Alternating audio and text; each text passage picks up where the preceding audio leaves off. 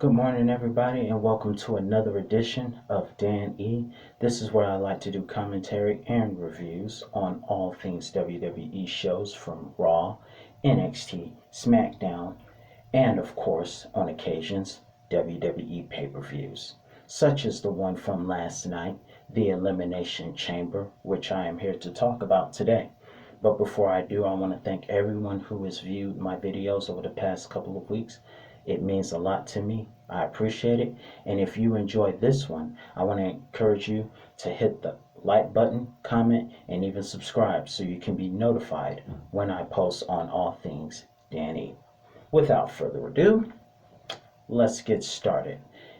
First and foremost, as we saw, Nia Jax and Shayna Baszler retained their women's tag team championships against Sasha Banks and Bianca Belair. No thanks to an accidental assist from Reginald. I don't know what that angle is. It'll play itself out and we'll get to understand it a little bit better. Either he has a crush on her, Sasha I'm talking about, or I really don't know because right now he's still aligned with Carmella. So I really don't know right now. We gotta let the script and time play itself out and we'll find out what happens. However, I am a little disappointed that we didn't get more humor out of Nia Jax, and I know it's a terrible thing to say, but lately, myself, along with many WWE fans, have been finding a lot of humor in the misfortune of Nia Jax ever since a couple of weeks ago, where, like The Undertaker, who's one of my all time favorites, attempted to do an apron leg drop on Lana, which failed, and everybody ate up the whole thing about her saying my butt. And I have to say my butt because most of my content is a bit PG. So it was still hilarious to watch, and it was just hilarious seeing her have her own version of WWE bloopers, if you will. But we didn't get any this past Sunday, last night. And it was kind of disappointing. I was really enjoying this whole bottom angle and her landing on her bottom ungingerly, might I add. It was funny. After all, they are Shayna and Nia, tag team wrestling heels, which means we are evil. Indeed. Anybody remember those guys from the Attitude Era? That was funny to watch and it was fun to watch. But anyway, heading on to later news, I did make some predictions about how some of the Elimination Chamber matches would go from Raw and SmackDown side of things. Some of my predictions were proven true, some were not. Thankfully, that's why I don't gamble.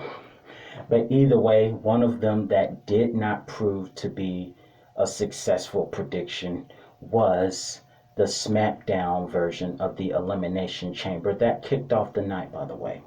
That's why they say anything can happen in WWE, and anything did happen. Of course, you had Kevin Owens, who was my pick to win, and then you had Daniel Bryan, Jey Uso, conspiracy parody Sami Zayn, and of course Cesaro, and who else am I forgetting? Oh yes, King Corbin. Can't stand that guy. But either way, from a scripting standpoint, it was an interesting match to watch. And while KO was my pick, of course, that prediction was not successful. But I would not be surprised if he was on injury report because, as we saw, his arm was smashed through the Elimination Chamber entry door, which is very heavy and has a lot of steel weight to it. So, for all we know, Kevin could be injured. So, thoughts and prayers on that. However, of course, I will say this before we get to the results. There, if you paid attention, there was a very funny part around the beginning of the match where it was time for random pick of who would be the first to enter out of the pods, because I believe it was Cesaro and Daniel Bryan who started us off. And when it was time to randomly pick who would come out of the pod first, it was hilarious. We could all hear Sami Zayn saying, "Not mine, not mine, not mine, not mine." That was funny, and that would have only added to his conspiracy theory because, of course, Sami Zayn is the parody of what is going on in real life politics, as far as I'm concerned, in my opinion. Because when Trump lost, everybody was saying it was a conspiracy theory against Trump, and Trump was supposed to win, and I ain't even got time to get into all of that. But either way, that was funny. And of course, eventually, it was actually Daniel Bryan who would end up winning the Elimination Chamber, meaning he would be the number one contender to go up against Roman Reigns immediately following after. Now, while my prediction on who would win that particular match was not right, we all predicted how the main result was going to be, and that is that Roman Reigns retained, because after all, that was the scripting point, because Roman Reigns was going to come out and supposedly, as the commentators say, pick the bones of whoever was the victor. Because after all, the Elimination Chamber takes a lot of energy and it leaves you wrecked with a lot of pain. So it didn't make the odds any easier for Daniel to win. However, I was surprised to see Daniel Bryan bring off some kind of defense or offense, if you will. We thought Roman was just going to spear him instantly, but somehow Daniel Bryan was able to capitalize into his version of the yes lock, as we used to know as the crippler crossface. And of course, that was the only thing he was able to do, because after the match, Roman Reigns started pummeling Daniel Bryan with his Thanos Infinity Glove. Anybody notice that? Because anybody else notice that Roman is wearing a glove from Thanos? What is he supposed to do? Snap his fingers and all members of the SmackDown roster were just going to fade to dust? Just wanted to bring a little humor on that part. Bryan, you should have went for the head. Just kidding. Either way, bottom line, Roman was the victor. Roman won, as we all knew, unfortunately, he would. However, what I did not see next was that Roman Reigns was speared by the same man he speared Friday night, Edge. Edge, of course, getting his own measure of revenge for being speared by Roman at the end of SmackDown. And based on what we saw, it is obvious that Edge and Roman will be competing at WrestleMania. And Edge has chosen Roman. And I said in my past videos that Edge and Roman will make an excellent match, because both are known for their spears and both of them are known for their own versions of their sleeper holds. Roman the guillotine and Edge with the anti-venom. Now, unfortunately, we didn't get to see the spear versus spear dream match between Roman and Goldberg, but this year we will see it between Edge and Roman. And I get to see that match in actuality, as opposed to just watching it on watch mode in 2K WWE games. So there's that angle.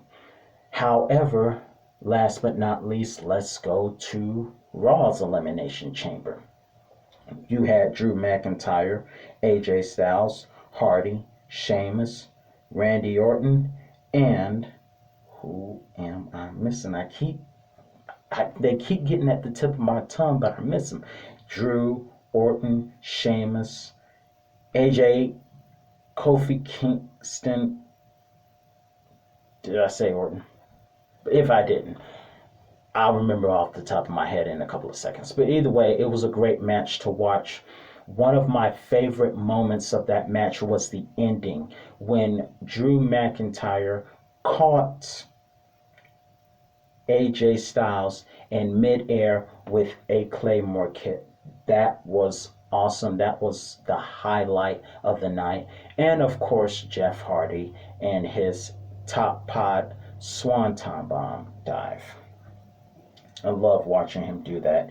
And it, to my surprise, Randy Orton was the first to be eliminated. And I was wondering if more mind games from Alexa Bliss and Bray Wyatt would be played to distract Randy Orton. However, it was not the case, and he was just eliminated fair and square.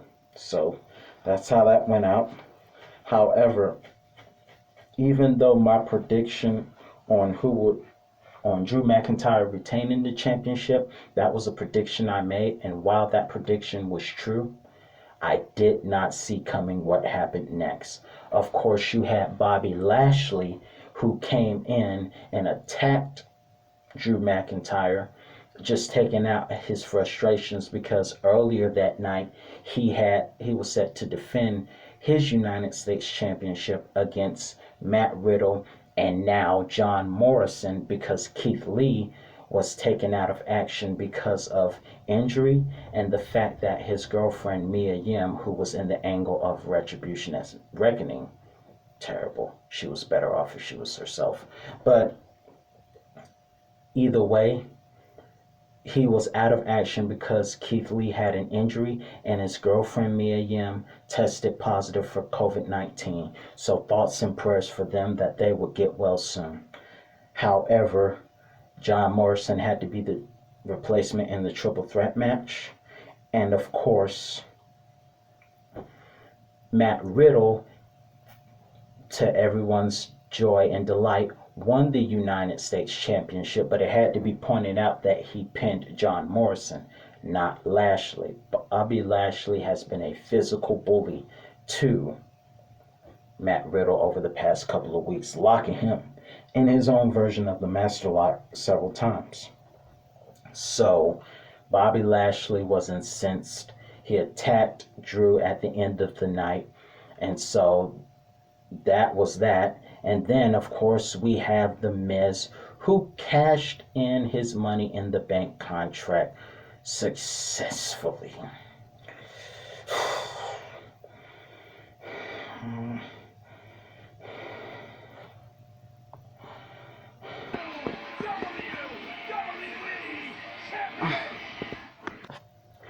Who else remembers that moment from 10 years back? And if I may ask in honesty, who thought of that exact moment when Miz won that championship? I know I was the first to think of that very same moment.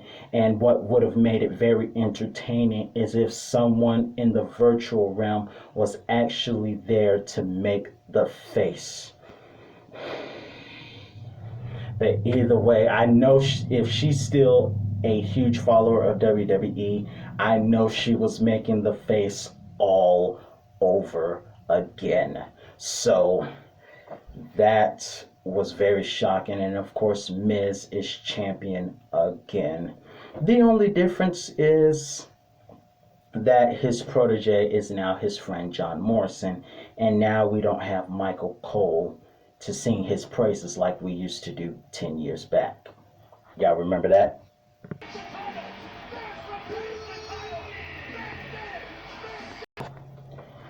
Yes, indeed. Funny times. Funny times. Well, that's all the time we have for today. Thank you for watching. Hope you enjoyed the show. Hope you enjoyed last night's Elimination Chamber. And I will be back this weekend for more WWE views on this week's episodes of Raw, NXT, and SmackDown. I will see you this weekend for reviews. Have a nice week. Until then.